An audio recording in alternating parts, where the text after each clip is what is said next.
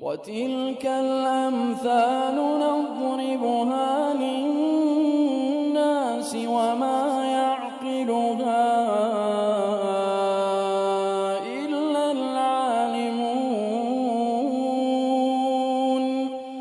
خلق الله السماوات والأرض بالحق إن في ذلك لآية للمؤمنين.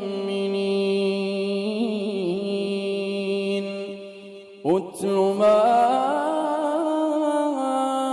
أوحي إليك من الكتاب وأقم الصلاة